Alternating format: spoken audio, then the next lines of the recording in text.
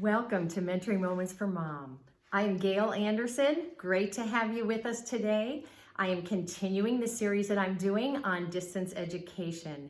We are in a crazy time right now with the coronavirus going around, so everybody is sheltering at home. So life has gone completely upside down. Today's topic is motivating and rewarding your kids.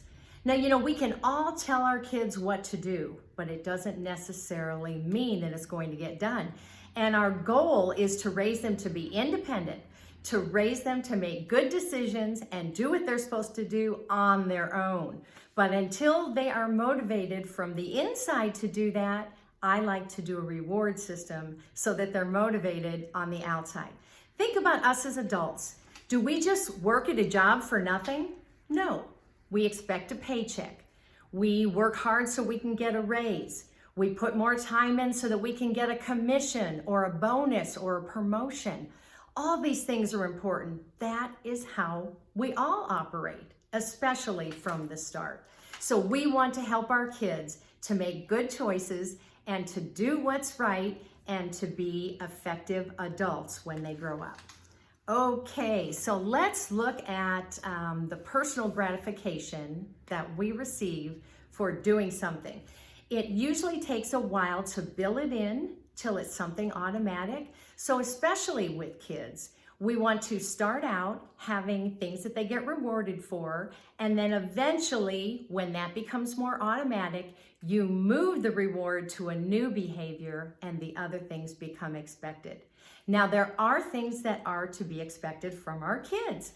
Brushing their teeth, making their bed, getting dressed in the morning. But you know what? For a young child, if you want to motivate those things, you can certainly have a reward that gets connected to a weekly allowance. I mean, no problem. However, if you are still rewarding your teenager for brushing his teeth, we have a problem for sure. So another thing is we want to recognize the above and beyond. I mean, if your child goes out and rakes the lawn without even being asked, there is nothing wrong with you doing something to reward him. I have a 6-year-old granddaughter who comes over to my house, and it's not like I have a chart or a reward system, but she'll say, "Nana, can I mop your floors?" Oh, wow, I will definitely let her mop my floors. And you know what? I will definitely reward her for it. Something appropriate to her, to the age and to the task, so that she gets a reward. She knows I'm going to recognize that kind of stuff. And it is important for me to do so because that is an above and beyond thing. Now, with your kids doing distance education, yeah, that's expected. But you know what?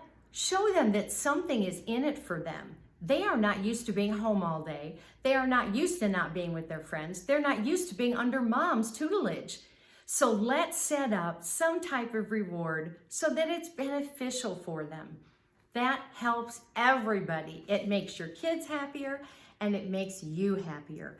And you get to the point where you can show them, hey, doesn't that feel good to have it done? Yes. Doesn't it feel good? We're getting this done in less time than it usually takes you at school.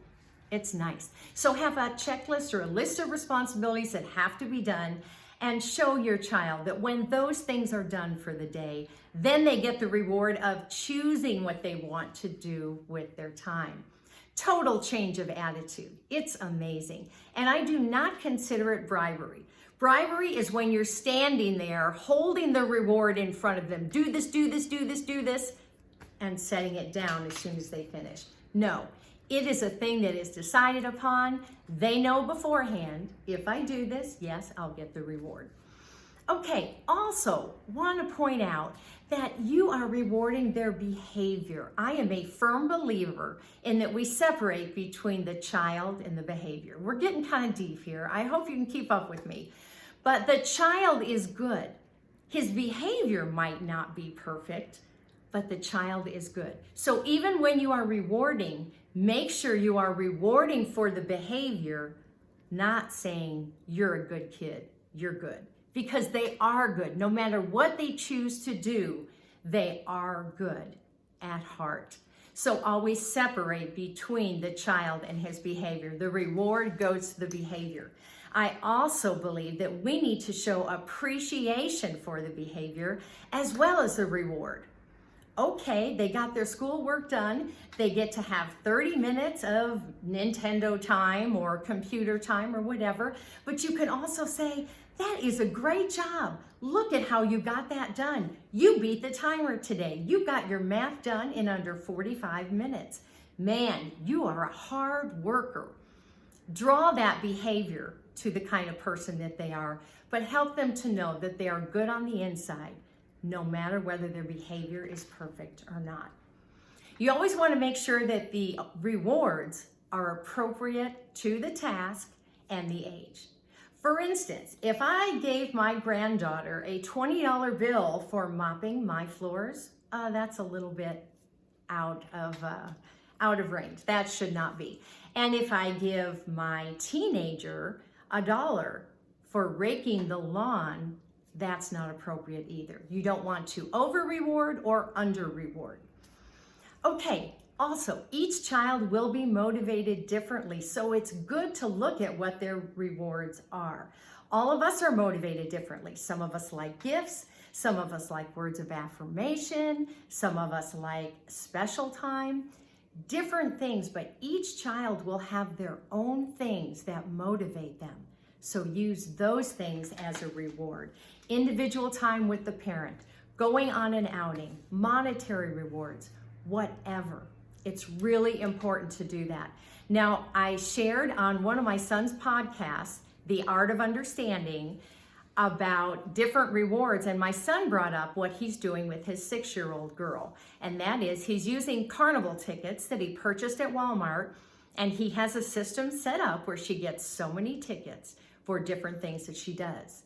So she can do something to get a reward right now using a few tickets, or she can save her tickets for something bigger. It's really important that when kids are really young, that reward be connected right away to the behavior. The younger they are, the quicker the reward needs to be given, because that's how you get them to do it again. Now, when they're older, like 6, 7, 8, certainly there can be some quick rewards, but there can also be things that they work toward. Really important to notice the difference there. Now, in the notes when I post this video, I have a couple of PDFs I'm going to give to you.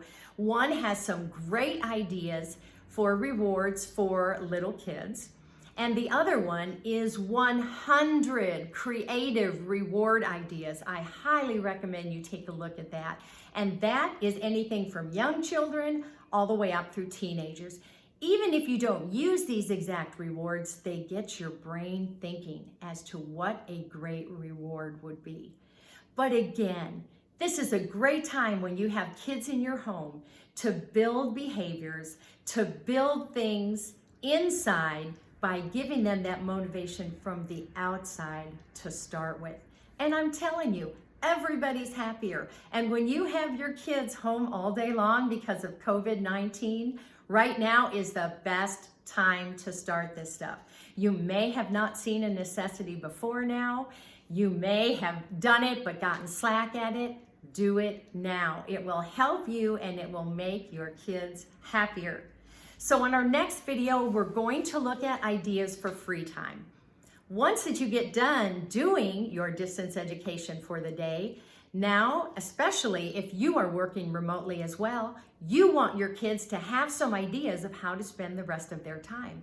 And you want them to be self-directed. You don't always want to have to be standing there saying, go do this, go do that. Well, why don't you just go play outside? You want them to have ideas.